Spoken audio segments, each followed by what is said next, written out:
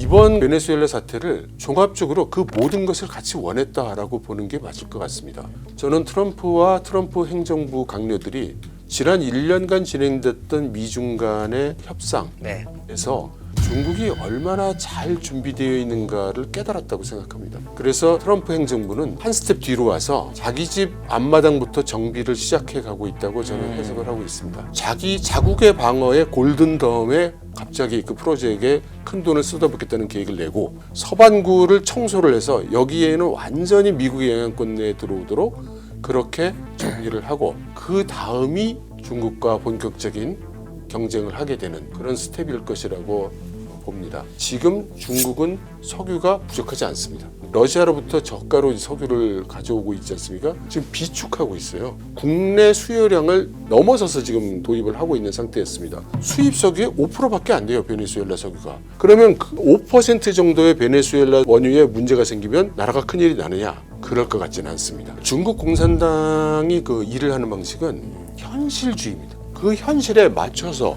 잘 선택이 되는 거고요. 그러니까 지금 당장 미국과 싸울 능력이 안 되고 그러면 무슨 액션을 취할 수가 없죠. 일본의 경우와는 좀 다르다고 하겠습니다.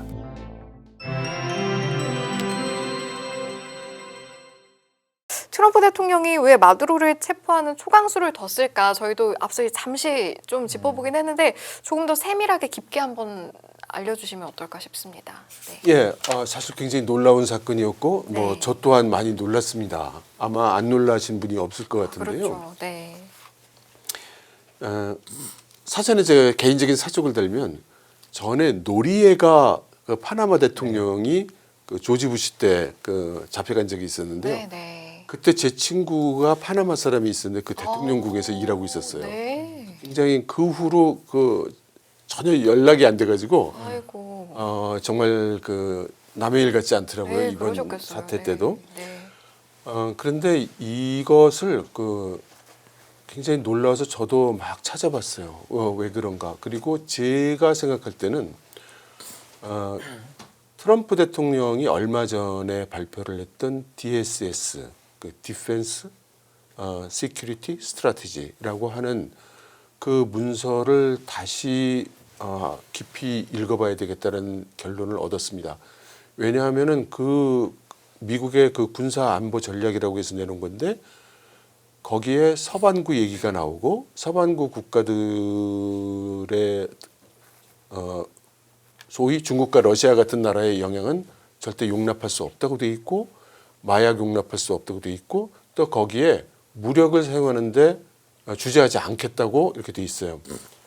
그래서 물론 이제 저희가 그런 글들을 읽을 때 해석을 상식을 가지고 해석을 하죠. 설령 그렇게 돼 있더라 하더라도 여론, 그다음에 명분 이런 것들을 모두 갖추어야 그런 행동이 있을 거라고 이제 우리는 상식적으로 생각을 했는데 네네. 예, 트럼프 대통령의 경우 남들이 어떻게 생각하든 건 상관이 없었던 것 같습니다. 본인이 정하고 본인이 결정한 대로 그렇게 진행한 걸로 보이고 거침없이 집행한 것으로 생각이 됩니다. 사실 이제 사람들이 놀랬다고는 하는데 박사님 얘기하신 것처럼 이미 1989년에 이런 일을 했었고 네. 옛날에 텍사스 뺐을 때도 미국이 멕시코랑 전쟁에서 뺐고 그러니까 원래 미국은 옛날부터 이제 무력 쓰는 거에 전혀 주저하지 않았던 나라인데 300년 이상 역사를 보면 잠깐 중간중간에 이제 착한 척을 한 거라고 보면 심플한데 결국은 이제 옛날 대통령들은 그걸 눈치를 봤던 거고 이 트럼프라는 사람은 나는 소위 말한 돈로주의라는 걸 하겠다는 거잖아요. 이게 될 것 같은지 그럼 이거를 그냥 중국은 받아들이는 건지 왜냐면 러시아는 좀 약간 다르다고 보니까 그리고 중국 대 미국이고 중국은 미국을 칠 방법이 없으니까 너무 멀어가지고 이럴 때 저는 중국의 반응이 현실화될 때 좀 너무 궁금하거든요. 중국은 사실 격렬한 말을 쏟아내고 있습니다. 이번 그 사태에 대해서. 그런데 사실 지적하신 대로 중국이 사실 해외에 군사력이나 경제력이나 외교력을 그만큼 투사할 만한 실력이 사실 안 되죠. 그러니까 사실 말만 할 수 있을 뿐 실질적인 조치는 취할 수 있는 게 거의 없습니다. 그리고 어째서 트럼프가 이런 서반구 또는 DSS 같은 이야기를 하게 되는 것을 살펴보면 저는 이렇게 해석하고 있습니다. 지난 1년간 진행됐던 미중 간의 그 협상에서 네.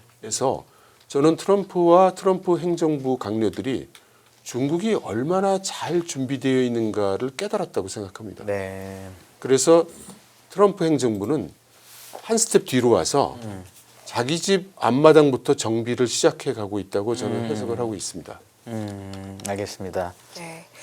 그러면 이제 저희 일부에서도 이야기했던 게 사실은 에너지에 대한 지금 미국의 모습인데 사실은 이 정도면 글로벌 에너지 공급망의 주도권을 좀 노리는 거라고 봐야 할지 볼 수밖에 없는 상황인데 여기에 대해서는 저희가 좀 어떻게 바라보면 좋을까요? 사실 그것도 DSS에 아주 명확하게 쓰여 있습니다. 네. 공급망에 대해서는 공격적인 입장이라기보다는 미국을 방어하는 입장에 있어 보이고요. 그다음 에너지에 대해서는 아주 명확하게 썼어요. 그 에너지 자원은 전략적으로 미국이 확고한 그 우위를 가지고 가겠다. 이렇게 되어 있고요. 그래서 이번 그 베네수엘라 사태를 어느 한 잣대를 가지고 석유 때문이다. 또는 뭐 중국 때문이다. 또는 마약 때문이다. 이렇게 이야기하기보다는 종합적으로 그 모든 것을 같이 원했다라고 보는 게 맞을 것 같습니다. 그러면 이제 그 사람들이 얘기하는 게 이제 베네수엘라가 한 3천억 달러 정도의 원유 매장량이 있고 그게 뭐 양으로 보면 뭐 조배럴이라는 얘기도 하는데 네. 어쨌든 대통령 예를 들어 파나마는 나라가 작아서 예. 대통령 그 노리에가 원래 장군이었지만 대통령 되자마자 잡은 건 아니지만 교황청 대사관인을 억지로 끌고 나오고 나라가 작으니까 실질적으로 지배를 비슷하게 해서 된 건데 운하 때문에 네.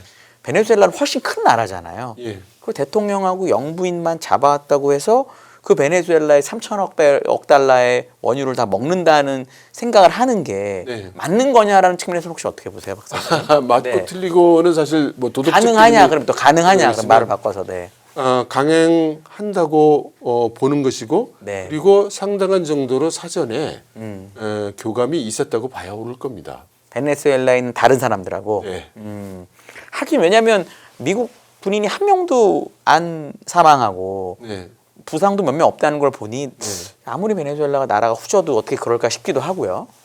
그리고 이제 그 저희 나라는 그 태권도라는 걸 통해서 네. 전 세계 각 나라에 그 태권도 교관을 파견하고 있습니다. 네네네네. 근데 대부분 그런 군사 정권 내지는 권위주의적 정권에서는 그 우리나라의 태권도 교관들을 많이 모셔갑니다. 네. 그래서 그분들을 통한 또 정보망이 또 이게 의외로 또 그 유력해요. 네네네. 그래서 그분들을 통해서 들은 베네수엘라의 그 내정을 보면 네. 짐작하셨듯이 소수자에게 많은 권력과 이권이 집중돼 있는 구조고 그렇겠죠. 예. 그러다 보니 우리처럼 법으로 서로 균형과 견제가 이루어져 있는 데서는 누가 갑자기 그것을 자기 이권으로 가져가기 어렵지만 그렇죠. 베네수엘라 같은 나라의 경우에는 그것이 상대적으로 쉬운, 용이한. 그래서 언제든 그것을 원하는 반대파는 꼭 있기 마련이고 네. 그것은 충분히 이용될 수 있는 거죠. 그러니까 결국 이렇게 두 명만 바꿔놓으면 트럼프 말 듣는 사람들로 바꾸면 끝난다. 뭐 이렇게 보시는 건가요? 좀 무식하게 말하면? 좀 극단적인 표현이지만 예, 맞습니다. 예. 알겠습니다. 네. 그러면 사실은 이제 시선은 트럼프는 그 이후에 또 뭘 내다보고 있고 어떻게 움직일까인데 지금 베네수엘라 다음에 그린란드를 주목하는 시선도 굉장히 많거든요. 이 부분도 한번 짚어주시죠. 네. 사실 그린란드 얘기가 지금 눈앞에 있기 때문에 모두들 떠드시지만 한번 돌이켜 생각해 보면 캐나다도 얘기를 했었습니다. 네. 미국의 몇 번째 주가 됐으면 하는 얘기도 했었죠. 그다음 그 발언을 취소하거나 그건 내가 잘못 생각한 것 같다라고 한 적도 없습니다. 네. 그래서 그 지금 트럼프 대통령의 머릿속에 있는 서반구의 경계선이 아마 동쪽으로는 그린란드까지 가 있는 것이고 그것은 아마 영국을 포함할 수 있을 것 같고 그렇게까지를 트럼프가 그리는 서반구일 수 있을 것 같고 반면에 그럼 서쪽으로 그리는 경계선은 어디까지 가 있을까? 물론 일본 같은 데를 생각하지는 않겠지만 네. 사실 호주나 네. 이런 그 파이브 아이즈 그렇죠. 국가들은 백이니까. 그 어떤 형태로든 비슷한 개념으로도 포함될 수 있을 겁니다. 그것은 저는 어떻게 해석하냐면 아까 말씀드렸듯이 중국과의 과정에서 이것이 만만치 않다는 것을 깨달은 그 미국 정부가 자기 자국의 방어에 골든덤에 갑자기 그 프로젝트에 큰 돈을 쏟아붓겠다는 계획을 내고 서반구를 청소를 해서 여기에는 완전히 미국의 영향권 내에 들어오도록 그렇게 정리를 하고 그 다음이 아마 중국과 본격적인 그 경쟁을 하게 되는 그런 스텝일 것이라고 봅니다. 그러니까 그린란드는 어차피 덴마크 영이긴 한데 땅이 무지하게 크고 사람은 요만큼 살잖아요. 네. 그래서 어떤 분들은 히토류를 그냥 거기서 생산하려는 땅이 워낙 위에 많으니까 그런 정도로 덴마크에 요구할 건데 원래 트럼프의 협상 스타일이 이만큼 요구하고 요만큼 받아가는 것도 있잖아요. 그런 건 어떤 왜냐면 무력으로 덴마크를 친다는 게 상상이 잘 안 돼서 저는 네.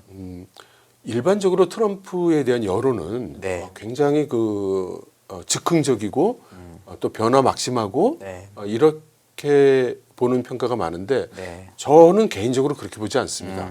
저는 트럼프가 여태까지 발언하고 행동했던 걸 보면 상당히 일관성이 있다고 생각을 하고 있어요. 네. 그래서 트럼프가 그린란드에 대해서는 뭐라고 얘기를 했냐면 히토류는 중요하지 않다. 안보 차원에서 중요한 것이다. 이렇게 이야기를 했거든요. 중간에 이런 얘기가 있어요. 히토류 자체는 중요하지 않은데 히토류는 가공하거나 이거를 뽑아내는 게 중요하다라는 말도 했거든요. 그때 같이. 그러니까 네. 그 트럼프 어법을 이제 네. 우리가 좀 배우는 것 같아요. 네, 네. 그러니까 중요하지 않다라고 얘기를 했다는 것이 싫다는 건 아니죠. 그래서 제가 요즘 하고 다니는 말이 있습니다. 우리나라는 어려서부터 사지선다형을 계속 풀어가지고 네. 어떤 정책이든 전략이든 1, 2, 3, 4번 중에 하나를 선택하는 경향이 있어요. 네. 근데 현실 세계는 1, 2, 3, 4번을 다 같이 추진하는 경우가 얼마든지 있죠. 네. 그러니까 트럼프가 그린란드의 가장 큰 1번 목적은 국가안보다. 아, 네, 네, 네. 그럼 3번이나 4번쯤에 있는 히토류는 원하지 않는 거냐? 알겠습니다. 그런 거죠. 아, 예. 그러면 저희가 이제 중간중간 미국 이야기 하면서도 결국은 한 번씩 언급이 되는 게 중국이고 네. 중국과 미국의 갈등으로 이제 모든 것들이 수렴이 되는 부분이 있는데 네. 사실은 중국과 베네수엘라 관계부터 좀 짚어보면 사실은 앞서서도 두 나라가 긴밀한 관계가 있었잖아요. 여기서부터 한번 시작해보면 예. 어떨까요? 그 관계부터 한번 짚어주세요. 예, 중국과 베네수엘라는 그야말로 국익이 서로 딱딱 맞아떨어지는 관계라고 할 수 있습니다. 중국은 지금은 거의 완성이 됐지만 에너지 종속을 에너지 안보를 꼭 해결해야 되는 입장에 있었고 그래서 그 에너지 부분을 채워줄 나라가 이란과 베네수엘라가 대표적인 나라였죠. 그래서 이 두 나라와는 혈맹의 관계를 가져갈 필요가 있었고 그리고 베네수엘라는 경제적으로 굉장히 어려운 상태에 있었기 때문에 중국이 그야말로 선금을 갖다 쌓아놓고 그걸 석유로 받아가는 이런 형식으로 두 나라가 동맹을 맺고 여태까지 진행이 됐죠. 네. 그래서 아주 그야말로 문자 그대로 혈맹 관계가 계속 유지돼 왔습니다. 정치적인 입장도 똑같았고요. 그렇기 때문에 미국이 이제 이런 베네수엘라에 대한 조치를 취하면 중국이 타격을 입을 것이다. 이렇게 보는 것은 뭐 당연하다고 하겠습니다. 네. 근데 사실 보면 중국이 여태까지 베네수엘라에 갖다 놓은 돈이 한 1,000억 불 정도 되는데 사실 8, 90% 이상 이미 받았거든요. 남아있는 규모는 아직 그렇게까지 큰 건 아니다. 물론 절대 작은 돈이 아니지만 그리고 석유 같은 경우에 중국이 모든 것을 이제 전기화하고 에너지 안보를 거의 완성해 가면서 지금 중국은 석유가 부족하지 않습니다. 한 발 더 말씀드리면 지금 중국은 러시아로부터 저가로 석유를 가져오고 있지 않습니까? 지금 비축하고 있어요. 그러니까 국내 수요량을 넘어서서 지금 도입을 하고 있는 상태였습니다. 근데 베네수엘라의 입장에서는 그 원유 가공 시설이라든가 이런 것 때문에 수출하고 있는 원유의 80%가 중국으로 가는데 중국이 워낙 그 석유를 많이 수입하다 보니까 중국 입장에서는 수입 석유의 5%밖에 안 돼요. 베네수엘라 석유가. 그러면 지금 남아도는 원유를 비축하고 있는 중국이 5% 정도의 베네수엘라 원유에 문제가 생기면 나라가 큰일이 나느냐. 그럴 것 같지는 않습니다. 그리고 그 베네수엘라 이제 침공 그러니까 대통령을 체포하고 나서 이제 중국 3일 전인가 그 공식적인 반응은 이제 되게 당연히 비난을 했는데 네. 기사 뭐 전 기사를 한글 본 네. 거라 원문인지 모르겠어요. 기사에 따르면 그러니까 기자들이 그러면 반격이라든지 뭐 대응 어떻게 할 거냐고 그랬더니 그냥 원론적으로 유엔이나 뭐 이렇게 국제법 얘기를 했다고 하더라고요. 네, 네. 그럼 이거는 앞으로 더 큰 대응을 하기 위해서 그냥 약간 한 건지 아니면 대응할 방법이 마땅히 없어서 그냥 그렇게 뭉갠 건지 혹시 박사님 어떻게 보세요 그거는? 대응할 방법이 마땅히 없는 거죠. 네. 그러니까 중국 공산당이 그 일을 하는 방식은 뭐라고 해도 현실주의입니다. 네. 그러니까 명분은 이제 그 현실에 맞춰서 잘 선택이 되는 거고요. 그러니까 지금 당장 미국과 싸울 능력이 안 되고 싸울 이익도 없고 예, 그러면 무슨 액션을 취할 수가 없죠. 일본의 경우와는 좀 다르다고 하겠습니다. 네, 그러니까 말로는 당연히 비난하는 게 맞으니까 하는데 네. 그럼 예를 들어 어떻게 할 거니 그랬더니 네. 그냥 원론적으로 유엔에 얘기하고 뭐 이렇게 가는 게 네. 현재로서 그냥 당연한 선택인 것 같다. 네. 이 정도. 아, 알겠습니다. 그러면 이건 어떨까요? 이제 베네수엘라 관련해서 미국의 즉각적인 반격은 하지 못하더라도 호시탐탐 대만에 대한 이슈를 들고 있었던 중국이 네. 국제법을 미국이 무력화시킨 부분이 있기 때문에 네. 라고 하면서 우리도 대만 무력 침공에 대해서 어떤 가능성을 타진할 그런 부분도 염두에 둘 수 있을까요?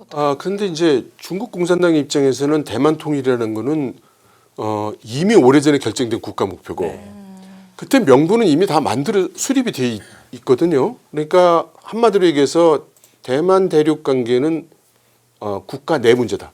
국제법하고 관계 없다 이거죠. 국제법과는 관계 없다. 애초에 이렇게 얘기하죠. 예. 그렇군요.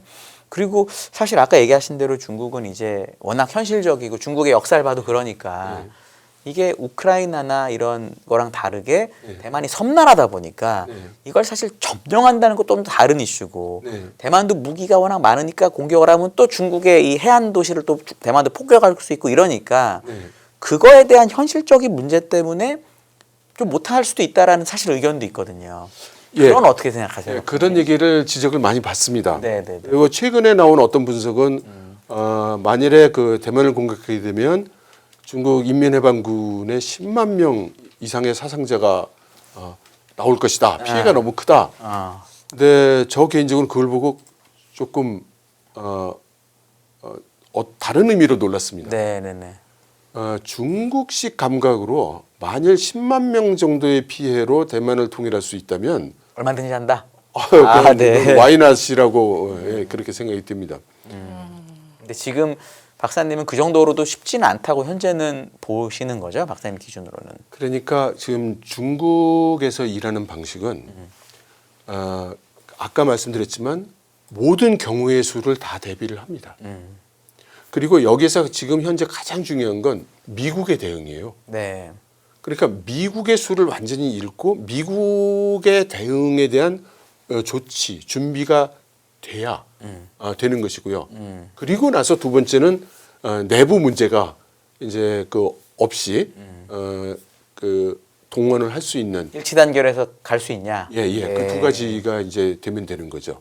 네. 알겠습니다. 중국과 일본 이야기도 한번 해보도록 하겠습니다. 최근에 중국 상무부에서 이제 발표를 한 게 일본의 모든 최종 사용자를 대상으로 이중 용도 물질 수출을 금지하겠다 발표했는데 이게 뭐 히토류를 명시하진 않았지만 상당수 히토류가 이중 용도 품목으로 관리되고 있다 보니 여기 히토리로까지 중일 갈등이 확산하는 거에 대해서 이제 파장이랄까요? 이런 부분도 많이들 궁금해하시는 것 같습니다. 네. 이 부분은 어떻게 해석하면 될까요?